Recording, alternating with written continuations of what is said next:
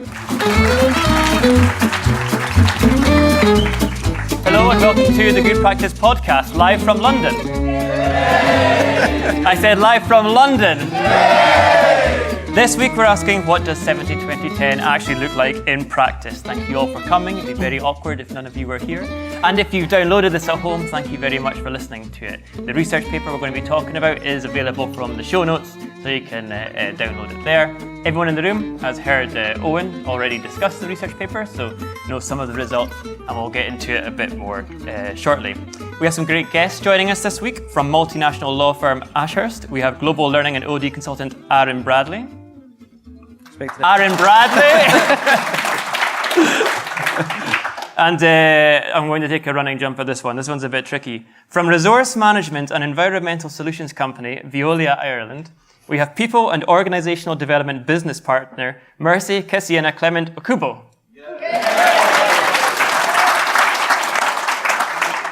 What do you guys pick on the online drop-down forms when you're picking your job? Pass. Training. And also we have Owen, our regular contributor. On this podcast, we're going to be hearing a bit of from the coalface what Aaron and Mercy have been doing in their roles with 70-20-10. So I'll start off by asking Owen, really quickly, to describe what 70-20-10 is for the listeners at home. Really quickly. So I think 70-20-10 is an idea. It's a really simple expression of the concept that learning happens in more ways than just formal learning. So you can debate the numbers to any extent that you want to, but when you get right down to the nub of it, it's essentially saying that the way that people learn how to be effective at their jobs is more than just formal learning. Lovely, lovely. Aaron, what first attracted you to 70-20-10? The framework, actually, to start to have something to wrap learning around. I completely agree that, we talked a lot today about the numbers and whether we stick with that, we stay true to those numbers or what they believe, or we move away to the 3 E's. But for me, it's a framework. It's a framework that you can start to use and wrap stuff around, and actually gives you simplistic but not simple. So what we're talking about is a simplistic way to talk about learning, but not necessarily simple. That's what attracted me to it. What do you mean by it's a way to talk about learning? Who are you talking about learning with? So for me, and we're all L&D professionals in some manner in here, I'm sure. So we try. Or we try, or we say we are, but we have a language that we speak in L&D, and actually no other function speaks like us. And sometimes early on in my career, I would sit in front of my stakeholders and my professionals, and I could see that they thought I had 3 heads. What is Aaron talking about? And this model or that model? And for me, it's bringing it back to what does it mean for the business, the operation, the line of work you're in their language. And actually moving away from the L&D speak. That's important for us as L&D professionals because it makes us feel special. I like having my own language and understanding that, but actually just being able to use this framework to really help my stakeholders understand learning a bit more from my perspective without getting too deep. Okay. Mercy, what attracted you to 70-20-10? For me, it was a case in my organization then. We were trying to move from being a training-based organization to becoming a learning organization. So I was doing my research. I was actually carrying out an action research work-based study. So I was doing my research and I bumped into the 70-20-10 and I thought it sounded wishy-washy. But then I decided to read further and I attended an event in KPMG, and people were talking about this, and I thought, maybe this is the new buzzword in L&D.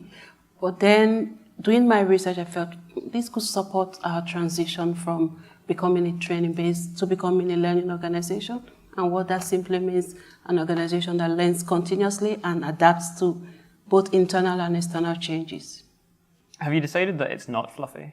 It's not fluffy because it's, what I've done is, in my context, is not to focus heavily on the numbers, on the digits. Those are just approximations. So what I've done is look at it from the perspective, what are the different activities in this 70-20-10, and break this into digestible format for my stakeholders to be able to understand how this will benefit them and support them in their learning journey. Yeah, quite similar to what Adam was saying about it's about communicating with other stakeholders. Yeah. Not these weird learning people, but the people that are elsewhere in the organisation. Let's talk about the numbers. They're completely made up. Why is that not a problem? Well, they're not completely made up, and actually those numbers have come out of studies of people, of experienced practitioners in a range of different domains. So it's not a case, so the original study that the numbers first appeared in, or the first one that I'm aware of that they appeared in, was an empirical study. I admit it was self-reported, yes, and it was for senior executives in organisations, but at the same time, that is an expression of how they believe they learn how to do their job. So they come from somewhere, but would you get the same numbers if you looked at a bunch of if you looked at people who were at an earlier stage of their career, or they were a novice in their domain? Probably not. In fact, almost certainly not, because we know that's the case. But the numbers are representative of something. It's just that I don't think personally that those numbers apply across absolutely everyone. But our understanding, and with the research that we've done, has found that that's not how people are using them. They're not using them in an incredibly rigid, prescriptive way. They're using them to enact change and essentially front up the fact that learning happens in other ways than just sending people to a classroom or getting them to do a bunch of online courses. Do you guys care about the numbers, or is it just a pointless argument? I think it'd be wrong to say I don't care about the numbers for me, but I gravitate away from the numbers into the fact that it just makes sense that actually fundamentally underneath the numbers we're talking about the principles of how we learn. And actually if we focus too much on the number, we lose the theory of what we're talking about. We're talking about learning and how people apply learning, how that best sticks, and how to make that a blend across the numbers. So the numbers are important. But are they important does everyone need to know the numbers and understand the numbers? Not so much for me. Okay. If we claim that 70% of learning takes place on the job without any input from other people, doesn't that absolve us of having to do anything at all, Martha? I would not say so, because I think for me as a learning and development professional, my role is to support, enable, and empower my stakeholders. So looking at the numbers, what I've done is to look at processes, build processes around the numbers instead of focusing more about that. So looking at the processes, what I do, I tend to have learning meetings with my stakeholders. So with the units and the teams, and both individually as well. And the feedback from those meetings enables me to improve the learning process for these stakeholders.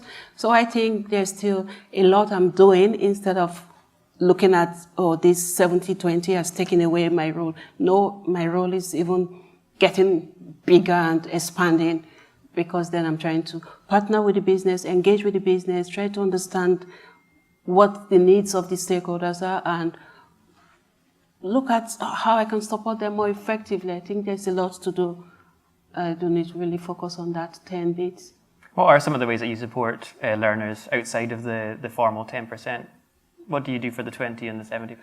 Within the 20, we have a robust mentoring program in-house. So what we're doing is looking at developing mentors who can support mentees effectively.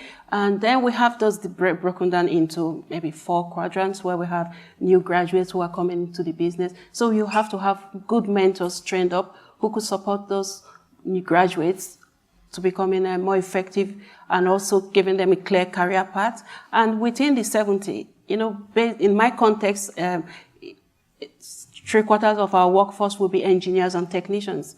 And CPD is a big factor in their career. So they have to demonstrate that they're contributing 35 hours of learning annually, And from an engineering perspective, the professional body doesn't want to see the 35 hours coming from the 10 part of development. They want to see across the broad spectrum. Yeah. So how do you demonstrate that? So what I did in communicating the 7-20-10 model across the organization was to look at the learning activities within the 70. I broke those down and gave examples, and also the 20, so people have clear understanding. These are the activities I need to be doing within the 70 and 20. And also, people can go and do all of these activities, but how do we know what people are doing? So we also introduced a CPD log, where people have to take responsibility and go in and log in those hours. Sure. So you give them ideas, but the learners are responsible. They are responsible. Yeah. A final criticism. Doesn't the suggestion that only 10% of workplace learning come from formal training make a total mockery of much of what we do? We spend a lot of time on formal training. You can say yes. Yeah. No, to pick up on that, I think it's partnering was a word we used. James, you mentioned partnering earlier, and for me, that's where we start to look at how we move away from fundamentally what archaically L&D, the role was defined as, and we start to think of that partnering model. And actually, you can give people tools, you can give them the best tools, the best resources, you can just drop them, but that doesn't mean your job is done. You don't walk away and actually that will just take care of itself and people will use it and it will iterate itself. Your role as an L&D professional is about how you go back and how you adapt to that landscape and that changing environment, and how you start to, for me, how you start to partner and have conversations and make the lines for people. Learners won't always, in my opinion, learners struggle to make connections.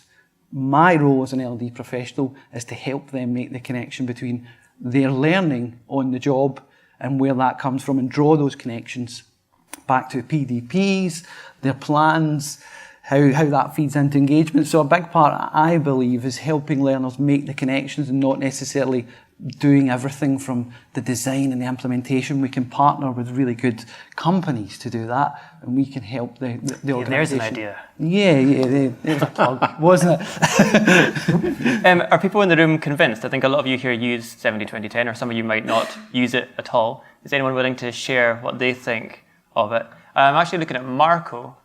Yeah, thanks, Ross. So it isn't in particular about the numbers. It's about the fact that the conversations. So obviously, I'm a CEO of a company, and I sit on a number of boards, and I've had this conversation around the 70-20-10. So I agree certainly with Owen's view in around that, and Aaron around that. It's a framework, but I think L&D doesn't help itself when it tries to have conversations with senior leadership and talks about it as the 70-20-10, because the typical response straight back, and I've actually said this to an L&D practitioner who I was going to hire, is that, so if you look at the model, and if you're telling me that 90% of this is actually done by the business and not you as a practitioner, then why shouldn't I just pay you 10% of the salary? Because you're only doing 10% of the job. And of course, that provokes interesting debate. But from a senior leadership perspective, when they're focused on goals and numbers, all of a sudden the discussion is changed around it's a framework and this is a way forward to, oh, crikey, why are we paying all this money for an L&D practitioner when actually they're only doing 10% of the job? So we tend to then lose the argument. So for me, it's about looking at it as just the framework and drop the numbers per se and just make the stark realization that what we need to do, what this framework shows is actually we as a business should be encouraging our managers and our leaders and our supervisors to actually do more of the work. And it was mentioned this morning around the measurement, the informal measurement. The only way you're going to measure is typically the behavior bit, if you like, the informal and the behavior bit. That's managers got to do that. Leaders need to be able to do that. Thanks, Marco. Is that it? Yeah, that was great. So, do you guys find resistance from the organisation trying to put in the 70-20-10, trying to talk about this concept? Did senior stakeholders think, why are we paying you for all this stuff, when actually you're going to put a lot of the pressure on the individuals and on the managers? From my perspective, generally no. People Sorry, like Marco. From the perspective that people do like to learn. People like to learn new skills. People want to grow and want to learn. There's factors that individuals put in their way through their fault of their own, or there's organisational factors, and it's about breaking them down. It's about maybe that's a rose-tinted view from an L&D professional, but fundamentally I believe people want to learn, grow and develop. I think a big part of our job is identifying if there's blockers or factors in the way that's stopping that, then we can support the business to break that down and change it. So for me, it's less about the want to learn and sometimes more about understanding what's getting in the way of that. And that can be technology, it can be behaviours, it can be a number of organisational things. But for me, I think people are receptive to it, and when they understand that, I mean, if I sound like Tony, but education, is a massive factor. When you ask learners, or let's not call them learners, if you ask people at work, they always talk about wanting development opportunities, and they always want to talk about learning, and then they find that they don't have time because they're too busy doing other things. Yeah, and that's because of the way that they think about the word learning. So we've had this conversation before around the word learning itself. Automatically, it gets people to think about education. We are almost getting in danger of obsessing about the numbers too much. I think 70-20-10 is a reaction. It's almost like a shock tactic to get people's heads up and say, look, there are other ways that people are learning how to do their job. Don't just involve formal learning. And we need to be able to find ways of nurturing and supporting that. There is a risk that we go too far the other way and turn around and say, well, let's not spend any time at all focusing on formal learning. Formal learning is important. It has a place. It has great utility in getting people to competence, particularly when they're a novice within a particular domain, much more quickly than allowing them to fumble and fail and find their way towards competence. So it's got a place, but there is a certain point when you're developing a new skill or a competence where you just have to find out by doing the stuff. And what can L&D do to support that? That's what it comes to for me. So all the things around, does it diminishes the role of it doesn't. And, learning leaders get that, right? They understand that formal learning is not just 10% of what they do, but they equally understand we need to be doing more to support the other stuff. If anything, actually, I would say it strengthens the role of L&D professionals. If we look at it from the right context, it can demonstrate our capability in that partnering role and how we broaden out across the 70-20-10. So it can actually act as a real advocator to show the value and what we struggle sometimes our return on investment. So, yeah. Yeah, I would say from my perspective, it was mainly just to change the mental model of employees from just thinking, I only learn if I go to classroom. Because, we've all been to schools, we're taught in schools, and everyone just feels that's the best way I can learn. I think for me, in my role as an L&D professional, the 70-20 piece has even made me engage with senior management better, because I'm able to show them what their people are learning. Because a lot of the 70-20 is lost. If you are not capturing this, if you don't know what your people are learning, how do we know where the knowledge resides in the organization? So not looking at the numbers prescriptively, but just as a framework, like Aaron said, I think the 70-20 has its place. I don't think it can be overlooked. Great. There's a question here. What's your name and where are you from? My name is Ike, and it's an interesting idea. You could say, okay, let's pull out the 10 and get rid of it. It saves a lot of money, and you will keep 90% of the effect. The most expensive percentage of it all. Yeah, but there is a nice report on 70-20-10 by GoodPractice from a few years ago. And as Steph remembers, I'm sure, there is an interesting piece of research in there that showed, okay, if people want to benefit from the 70, they do best if they also have access to the 10 and the 20. So it's not as easy as pulling out one of the parts and then the other ones will stay. So it's the connection between the building blocks that makes sense, I guess. Yeah, sure. So read the report. Are you quoted in the report? Are you quoted in the report? I'm trying to remember. No conflict of interest. Does anyone not like 70-20-10 or anyone not use it? If you don't use it, I'd love to know why. Question in the middle.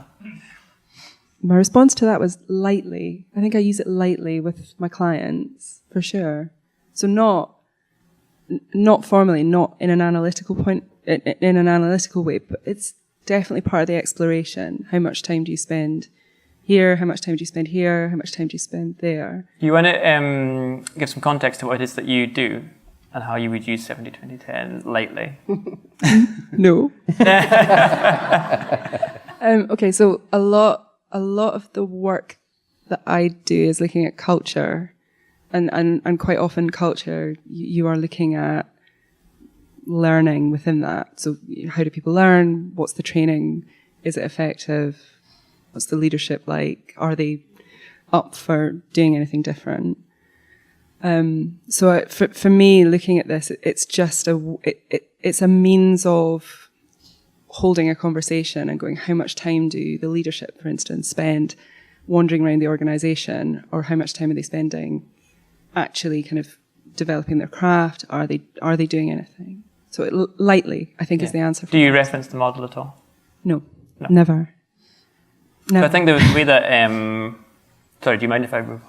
Is that you're finished? Oh my God. Are you finished? I kind of just moved on. I didn't want to cut you off. Because I think you didn't reference the model at all, did you, when you were speaking to people? But Mercy, you did talk about the numbers 70-20-10. So I'd love to hear a little bit from both of you about why you made those decisions. Why I made the decisions of using the numbers was to make it simple for my stakeholders to understand the context around it. Although in communicating this across the organization, I emphasize that this was not prescriptive. Mm-hmm. It depends on where you are in your learning journey or in your development journey. And I thought it made it easier for people to buy into accepting and wanting to engage with the model. When they saw I actually broke down the different activities. So they said, okay, so if I, as an engineer, I attend a conference, and I present at the conference, I'm actually learning. Yes, you are. And that can be captured. Mm. And another example would be an employee who engages in sponsored education in the company, 3 years engineering degree, and does a project. At the end, this person could become a subject matter expert because as part of his thesis, he wrote about something maybe on a client site, on a system, and I engaged this particular employer and I said, can you do a 1-hour lunch and learn? So it's actually disseminating the knowledge across the organization. Mm-hmm. So I thought it was very critical that we made that distinction, what was in the 70 and also in the 20. Yeah, as a way of helping people think about the activities that they were doing. Aaron, you were far sneakier when you did this. For me, it's accessibility. You know, making it accessible and actually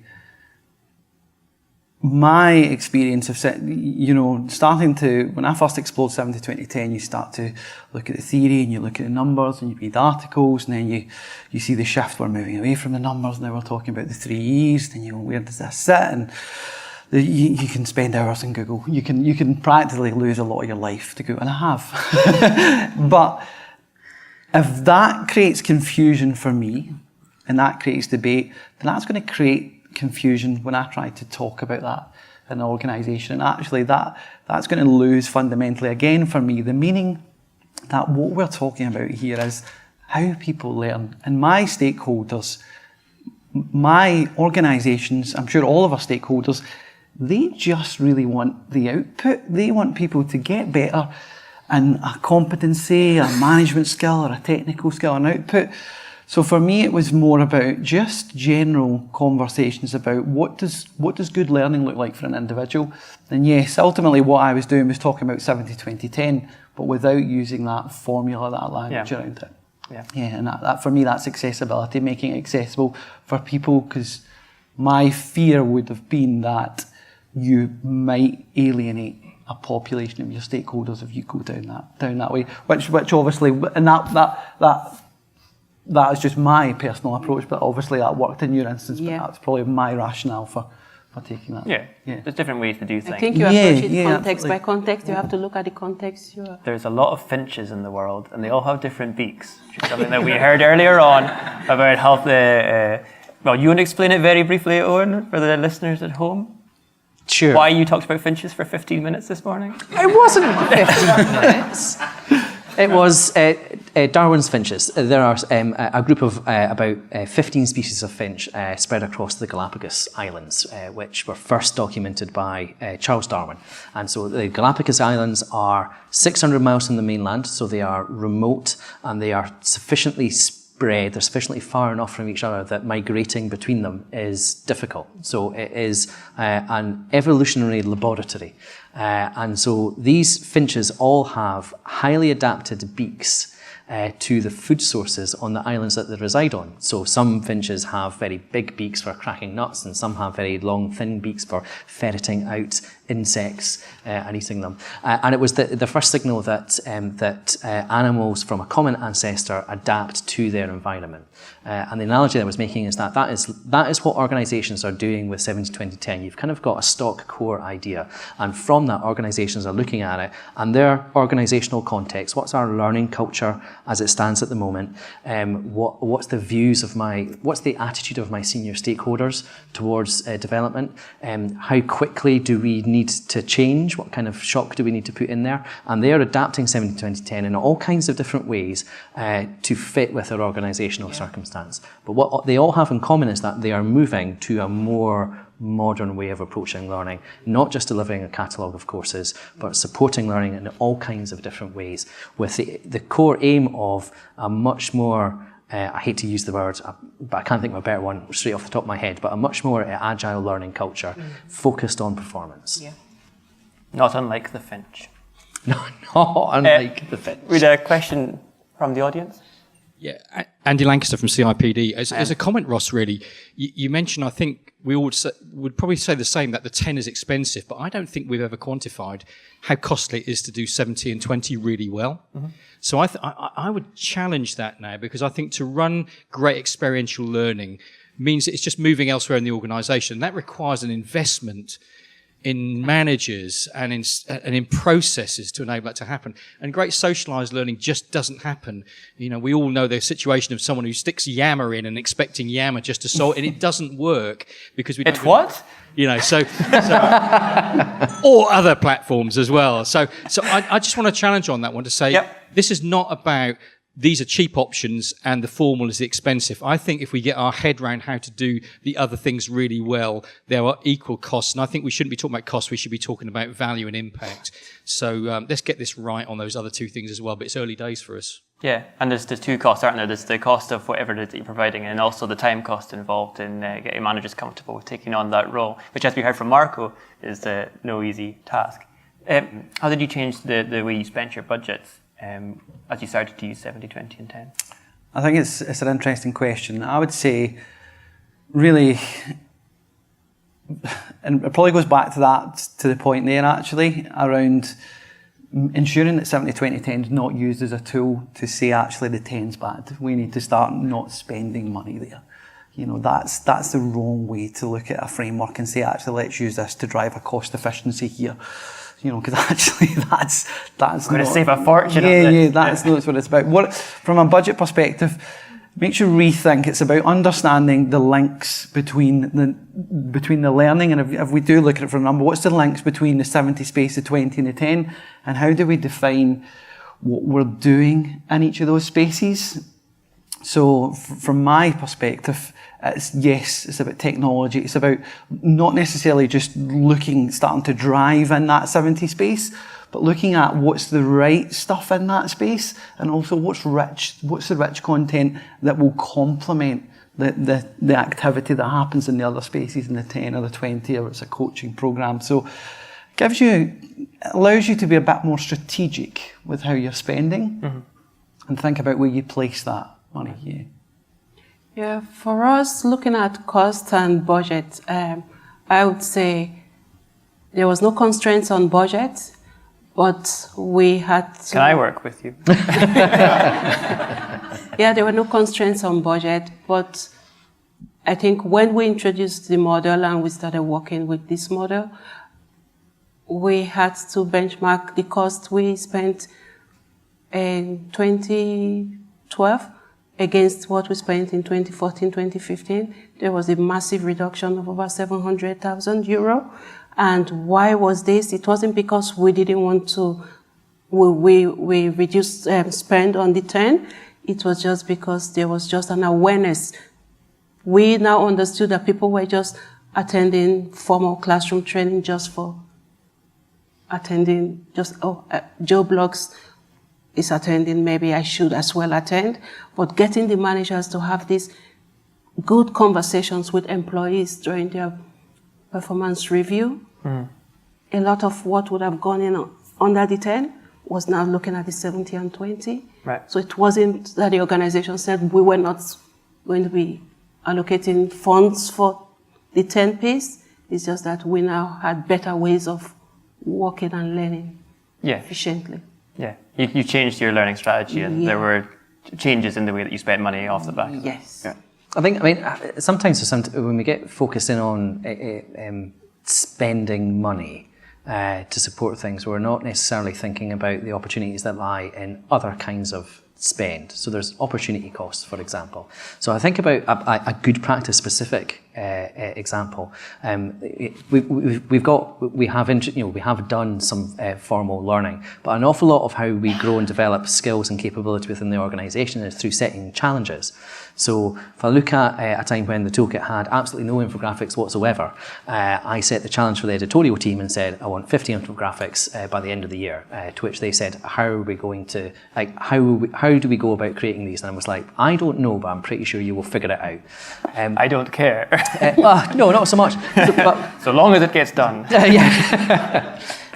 But part of that was giving time and space for them to contact graphic designers, find out how they could work with them, develop a process that worked for us, to try out some things, to fail. An opportunity to create some things that didn't look that great, first of all, and then to iterate that process until we got a really strict. And so now, we're banging it infographics and it's not a problem. That capability. Now, if you had asked the team, what have you learned this year? I wonder the extent to which or I think if we're a different kind of organisation, you said, what have you learned? They would, or what development have you had? They might not turn around and say, well, I've developed a whole new set of skills for creating infographics. They would have gone, well, I've not really been on any courses this year. But their capability has increased dramatically through the setting of challenges. So getting managers to think differently about how they develop their staff, setting challenges for them to increase their capability and skills is one way that you can do that. And the only cost there is opportunity cost. It's like you do need to give space and time for that. But it's incredibly rich learning, especially when you're dealing with people who are already great at what they do. They are just expanding their skill set. I was on the editorial team when we first started doing infographics, and I created one, and then I got moved to a different department. We're almost out of time. I think we'll get one more question, or maybe two more questions. I just want to pick up on a point that Owen made. I think 70-20-10 does two things. One, it creates a bit of a tension for learning and development functions, and it also offers a set of solutions. And the tension I see is this. L&D has one role, which is around building skills and competencies and supporting individual career paths and so on. That sits very much in the 10 mindset. On the other hand, what that creates is it creates L&D as a cost center. It doesn't give L&D any visibility or really any opportunity to improve organizational performance because it's, and thus the conversation we had earlier on about how you measure this stuff. But the opportunity it gives is if you don't think about skills and competencies, but if you think about task execution and expertise, and competency and expertise are very different things. The 70 and the 20 sit very much in that, how do we help people do their jobs well? In other words, complete those critical tasks, i.e. improve organizational performance and develop expertise. and how do we help organizational learning, which is around increased agility, increased responsiveness to change, bottom and top line increases. That sits firmly in the 70-20. And in my experience over the years, and certainly my experience in the last 3 or 4 years working with the 70-20-10 Institute, we realize that it's a pretty complex landscape that you're dealing with, and you need to look at it systemically. You need to approach it. You can't just sort of plaster some 20 and 70 onto a course. We call that 10 plus, which is great. It usually makes the courses better, but it's not 70-20-10. It's just 10 plus. But you also need to come at it from the point of view of looking at what are the critical things that the top performing people do in your organization which makes your organization work. Understand that and work backwards. So I think there's these two competing healthy tensions. One is about education, which is really around the 10 piece. It's around focus on learning and so on. The other is around organizational learning, i.e. how do we help our organizations continually reinvent themselves, change their business models, which you need to do all the time, and stay ahead of the curve or above the curve. They're the sort of the key elements. And my response to this is we have to do the whole lot. Yeah. We can't just say, well, we just do this or we just do that. We have to do the whole lot. It's business critical, the kind of wider piece. I think Jeff Bezos was saying the other day that he thought Amazon would fail, and that big companies normally last around 30 years, and it was only a matter of time before someone else came in and took over. The work we're doing at the moment, my colleague Jos Arets has done a lot of work on this, is around using business techniques, business model canvases, to help L&D departments understand what business model do you work to. Now, if you think about how your own organization, it will be reinventing its business model all the time because new competitors are coming into the market. If you look at, what Amazon has done, for example, it's blown away the retail industry. It's forcing retail to change its business model. How has your L&D business model changed in the last 10, 20, 50 years? And the answer is probably you've never thought about it much. And 70-20-10, I think...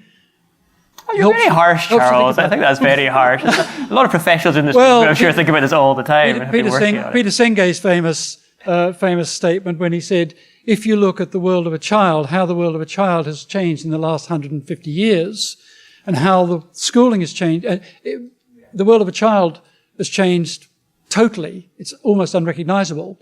But if you look at how schooling has changed in the 150 years, more is alike than not alike. I think you can simply transfer that into learning in adult learning in organizations. Think about how the world of our workers have changed in the last 150 years, unimaginably. How has the world of our learning changed in 150 years in organizations? Not a lot. Yeah. What are you going to say something? I was just going to reflect. So Charles and I have some healthy disagreement around how extreme the crisis is. So I have been involved in learning development probably now for about 20 years, and all through that time it has been in a permanent state of existential crisis. And I think learning and development is changing. It's just not changing as fast as some people would want it to. L&D leaders are working with a framework where there are constraints on what they're doing. And the world is moving very quickly, but if you look at those organizations that are disrupting, and you look at what their L&D provision is, it is not vastly different from what's happening everywhere else. So, but we have started to see some significant changes there. And one of the things that I think comes out in the report is that learning leaders are using 70-20-10 as a catalyst to start shifting that change more quickly. And so it is evolving. It's just not going through a state change as quickly as a lot of people think that it needs to. But like I say, that has been the case for an awful long time. So it is incumbent on us to look at how we change, how we deliver L&D, but we have to do it within the organisational context that we're working within, and the constraints are there. Shifting employees' mindsets about what learning means to them is a non-trivial challenge. But I think learning leaders are working on that, and they're getting somewhere. All right, let's move on. That's all we have time for on 70-20-10, but we'll move on to our regular feature, What I Learned This Week, where we share something we picked up over the past 7 days. Owen, what academic paper do you have for us this week? Ross, Not one. And I am going to ask you to keep it brief. Briefer than the Finches. Yeah, briefer than. Oh, right, okay. So I have a series of 5 academic papers that are all. Friend of the show, Phil Wilcox, has been live tweeting his experience of running a design sprint for a client. And so a design sprint is a 5-day process to look at a business challenge and using some of the principles that sit behind agile development and things like outlining what the actual issue is, prototyping ideas around that, figuring out ways that you can test that with customers or whoever the stakeholders you're trying to influence. And it's actually something that's available on the Google Ventures site. So Google Ventures is they invest in smaller companies. This is one of the tools that they suggest using to improve business processes. So it's at gv.com/sprint, I think. We'll put a link in the show notes. Yeah, and so Phil has been live tweeting this, not just what they're doing or what they're working on, but how it feels in the room. And it's a really fascinating example of working out loud and what it's like to run one of these design sprints and the ups and downs, the emotional highs and lows that are as you're going through it. So I would thoroughly recommend taking a look at that thread that Phil's been tweeting out, because it's genuinely fascinating. Cool. Something we could use? Oh, yeah. Mercy, what have you learned this week? So for me, mine will be very contradictory to what Owen has done. I've been looking at some African cuisine, and I've been doing searching a lot of YouTube, just looking at YouTube videos to be able to, but you guys wouldn't know the names of this cuisine, so there's no need going into detail. So that's what I've. Or maybe you could send us some suggestions and we'll put them in the show notes. That sounds much more delicious than what Owen said. And Aaron, what have you learned this week? I learned last night if you get in a black cab at peak rush hour taxi in London, it's rather expensive. A warning for us all.